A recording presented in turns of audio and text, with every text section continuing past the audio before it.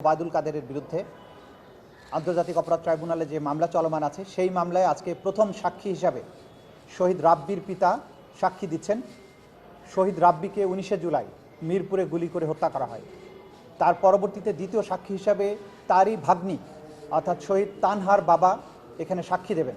সুতরাং ওবায়দুল কাদের সহ বাকি আসামিদের বিরুদ্ধে সেখানে আওয়ামী লীগ যুবলীগের যে সমস্ত কেন্দ্রীয় নেতা তাদের বিরুদ্ধে যে আনুষ্ঠানিক বিচারের পর্ব, সাক্ষ্য গ্রহণ পর্ব সেটি শুরু হয়ে গেল এবং এটা ক্রমাগত চলমান থাকবে এবং নির্দিষ্ট প্রক্রিয়া অনুসরণ করে এই মামলার সমাপ্তি হবে ইনশাআল্লাহ।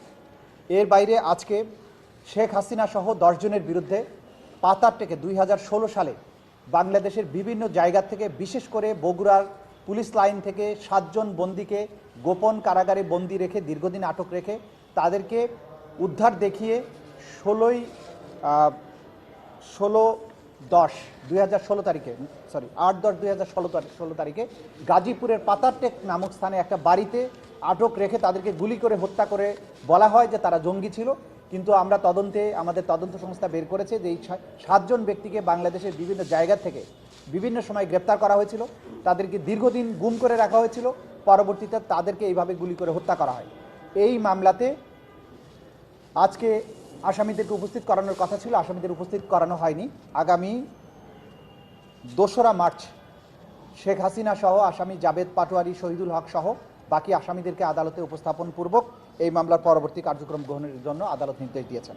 এর বাইরে রাশেদ খান মেনন এবং কামরুল ইসলাম এই দুজনের বিরুদ্ধে যে আনুষ্ঠানিক অভিযোগ দাখিল করা হয়েছে সেটার ব্যাপারে শুনানি হয়ে তাদের বিরুদ্ধে আনুষ্ঠানিক অভিযোগ আমলে গ্রহণ করা হয়েছে।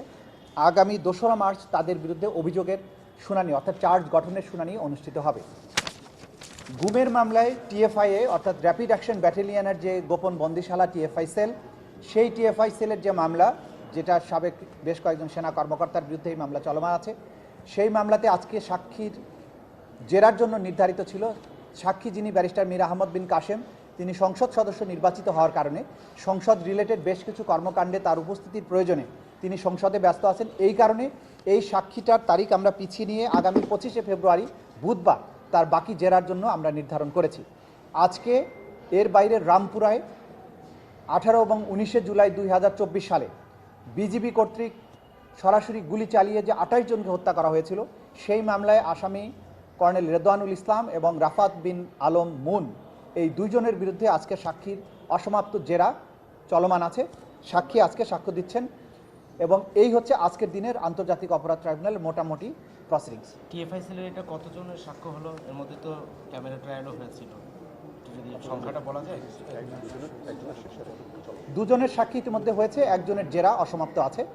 আর যার জেরা সমাপ্ত হয়েছে টিএফআই এর ভেতরের সমস্ত অবস্থার বর্ণনা দিয়েছেন, তার সাক্ষীটা হয়েছে ক্যামেরাতে, সুতরাং সব বিষয়ে আপনাদেরকে সেটা বলতে পারছি না। তারা যেহেতু এই আমাদের আন্তর্জাতিক অপরাধ ট্রাইব্যুনালের 2টো মামলায় আক্তার হোসেন সাহেব সাক্ষী, সেই ব্যাপারে তার সাথে আমাদের কথাবার্তা বলার প্রয়োজন ছিল, সেজন্য এসেছেন। এর বাইরে উনি যেহেতু একটা রাজনৈতিক দলের নেতা এবং বর্তমানে সংসদ সদস্য, তিনি জানতে এসেছিলেন আমাদের কোন মামলার কতদূর অগ্রগতি, কী সমাচার, বা উনি যে মামলার সাক্ষী সেটা কবে নাগাদ সাক্ষ্য গ্রহণ হবে, এই সব বিষয়ে জানার জন্য, আমাদের অগ্রগতি জানার জন্য, আমাদের কোনো সমস্যা আছে কিনা এই সব বিষয়ে খোঁজখবর নেওয়ার জন্য একজন জুলাই যোদ্ধা হিসাবে, একজন রাজনীতিবিদ হিসাবে, একজন সংসদ সদস্য হিসাবে, একজন সাক্ষী হিসাবে সব ক্যাপাসিটিতেই তিনি আমাদের কাছে এসেছিলেন জানার জন্য। তিনি এসছেন এবং আমি যতদূর জানি একটা কোর্টে বসে তিনি সাক্ষ্য গ্রহণ সেটাও প্রত্যক্ষ করেছেন। তাদের এটা জানা দরকার বাংলাদেশে এই বিচার কিভাবে চলছে, এবং সাক্ষী হিসাবে ওনার জানা দরকার যে ওনার সাক্ষীটা পরবর্তীতে কবে অনুষ্ঠিত হবে। সরকারের পক্ষ থেকে আনুষ্ঠানিক মেসেজ না আসলেও অনানুষ্ঠানিকভাবে আমাদেরকে বলা হয়েছে আইন তার নিজস্ব গতিতে চলবে, এবং বিশেষ করে আপনারা গতকালকে হয়তো দেখেছেন মাননীয় আইনমন্ত্রী তিনি বলেছেন যে আন্তর্জাতিক অপরাধ ট্রাইব্যুনালের যে কার্যক্রম সেটা স্বাভাবিক গতিতেই চলমান থাকবে। সুতরাং আমরা আশা করছি দেশবাসীর মতো আমাদেরও তো প্রত্যাশা যে যেখানে বিচারের জায়গা বিচারের মতো চলমান থাকবে। সরকার আমাদেরকে সুনির্দিষ্টভাবে কিছু না বললেও আমাদেরকে ইঙ্গিত দিয়েছেন চলমান রাখার ব্যাপারে। যতক্ষণ পর্যন্ত আমরা দায়িত্বে আছি আমরা স্বাভাবিক গতিতেই সমস্ত কর্মকাণ্ড চলমান রাখবো, এবং এটাই ন্যায় বিচারের দাবি। আমরা এখানে থাকি কি না থাকি সেটা বড় কথা না, বিচার তো চলমান থাকবে অবশ্যই। সরকার সে ব্যাপারে পজিটিভ সিগন্যাল দিয়েছেন বলেই আমরা মনে করছি। আপনাদের না থাকার বিষয়ে কিছু না, কোনো কথা হয়নি, আমাদেরকে বলা হয়েছে সবকিছু স্বাভাবিক থাকবে। Thank you.